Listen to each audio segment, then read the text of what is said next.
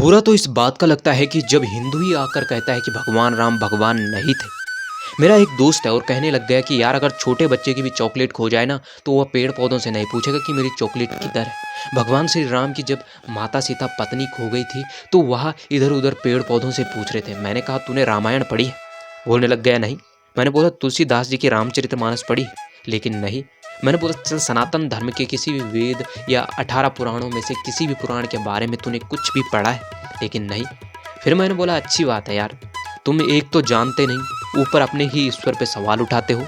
मैंने उसको कह दिया कि जब तुम्हें कुछ पता नहीं होता हमें अपना ज्ञान मत फैलो और हमें अपने आप को महान साबित मत करो कि तुम कितने महान हो। जब रामायण पढ़ी होगी मेरे भाई तभी तो तुझे पता चलेगा कि सच क्या है।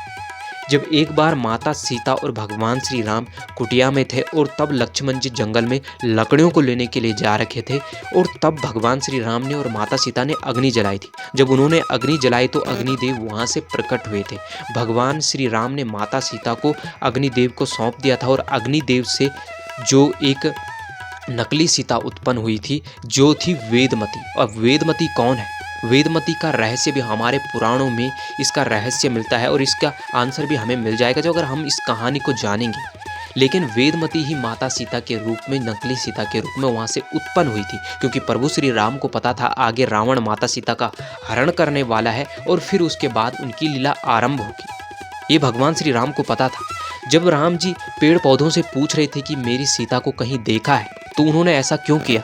क्योंकि वह अगर ऐसा नहीं करते तो भगवान शिव उनको शिव गीता का ज्ञान नहीं देते और अगर शिव गीता का ज्ञान नहीं देते तो संसार के सामने एक महान ग्रंथ शिव गीता या ईश्वर गीता जैसा महान ग्रंथ संसार के कल्याण के लिए उनके सामने नहीं आता। इसीलिए भगवान श्री राम ने यह तो लीला रची थी, ये उनकी लीला थी। जिस प्रकार भगवत गीता का ज्ञान भगवान श्री कृष्ण ने अर्जुन को दिया था वैसे ही भगवान शिव ने प्रभु श्री राम को शिव गीता यानी ईश्वर गीता का ज्ञान दिया था।